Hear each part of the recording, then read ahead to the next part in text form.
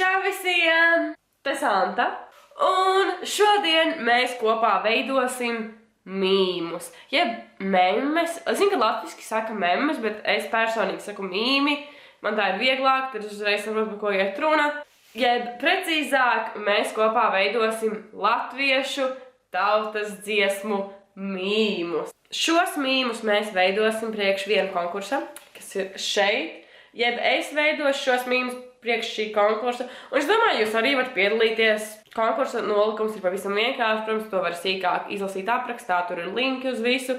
Bet īsiem vārdiem sakot, tu paņem kādu latviešu tautas dziesmu, paņem kādu savu bildi. Tā nav jābūt bildei, kur esi tu, bet tai jābūt bildei, ko tu esi nofotografējis. Lai tā kā autortiesības, tā ir tava bilde. Un tu izveido mīmu. Jā, es domāju, tas ir superīgs konkurss, tīpaši tiem, kuriem patīk taisīt mīmus, jo es mīlu mīmus. Es dzīvoju mīmos, tā kā man nenormāli patīk mīmi. Man patīk viņus taisīt, man patīk smieties par mīmiem. Un es domāju, ja tu gribi uzsasīt latviešu tautas dziesmu mīmu, kāpēc gan nē? Jā, mīms ir jāiesniedz līdz 28. februārim, ir februārs, jā, līdz 28. februārim. Tieši šeit slinkā viss ir aprakstā, viss ir apakšā. Jā, laiks nav daudz, bet mīmus var uztaisīt ātri un vienkārši, un es ilgi nerunāšu, un sāksim taisīt mīmus. Paskatīsimies, kādi mīmi man sanāks. Es domāju, ka es sākšu ar to, ka es iegooglēšu latviešu tautas dziesmas. Es pameklēšu kaut kādas tautas dziesmas, kas es vienkārši viņas lasīšu, un tās, kuras man liekas smieklīgas, tās es nofotografēšu, lai es varētu pēc tam tās izmantot priekš mīmiem.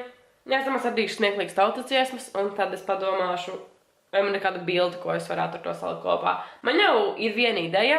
Es gribētu salikt tautas dziesmu par bitēm, un es pameklēšu bildi, kur es savu kaķi, es Helvīnu savu kaķi mūsu šo bites kostīmu. Tautas dziesmas. Latviešu tautas dziesmas. Tautasdziesmas.lv. Es domāju, šis būs ļoti vienkārši. Silta saulīta, istabas zalā, zaļas. Un es man galvā vēl labīt izbildu, kur viņi kur zālē. Tā būtu. Ak, Dievs, es jau izdomāju pirmo. Super. Ir pagājis laiciņš, un es atradu divas bildes, un es jau atradu arī tekstu klāt, ko es viņām likšu. Jā, es parādīšu bildes. Šī būs viena no bildēm, kur mans kaķis sēž puķēs.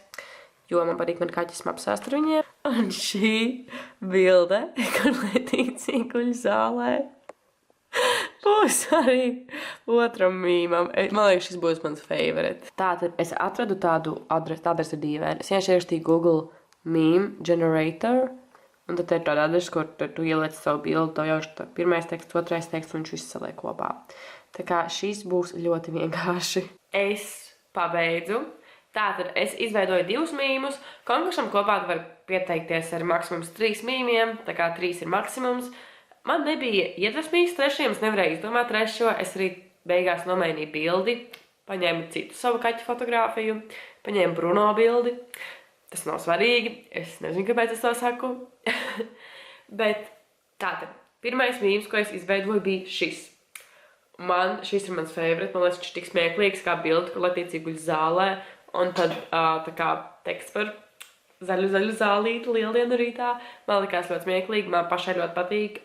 Jā, tas ir pirmais mīms, ko es izveidoju. Un otrais mīms, ko es izveidoju, ir šis par manu kaķi Bruno. Tas man likās smieklīgi, jo tautas dziesma ir par arāiņu, kurš nav nemaz tik čaklas, kā likās. Tur mans kaķis, kurš tikai guļ. Jā. Ja tu vēlies piedalīties šajā konkursā, nenokavē, bet tev ir iedvesma uztaisīt kādu mīmu, tas ir ātri, tas ir vienkārši, tas ir jautri, un tu vari piedalīties konkursā. Pēc tam arī balsošana, un varēs balsot par tiem mīmiem, varēs balsot par tiem mīmiem, un jā, lai uzzinātu tā kā turpmākās, nezinu, aktivitātes par šo konkursu, tu vari vai sekot Facebook lapai, kur tas pasākums, tas konkurss ir aprakstīts, kur ir visa informācija par viņu, vai arī manā Instagramā, jo es paziņošu, kas notiks tālāk ar to konkursu. Ja jūs esat īsti mīmeri, izaiciniet sevi latviešu tautas dziesmā, jo patīk latviešu tautas dziesmas vienmēr, es nezinu, man liekas, viņš ļoti labi iedarās tā kā mīmos. Un jā, tas ir mūsu kultūras mantojums. kur mēs varam tālāk tikai mūsdienās nedaudz savādākā formā, nekā to darīja agrāk. Bet jā, paldies, ka skatījāties un tiksimies manā nākamajā video. Atā! Es kļūstu dīvaini.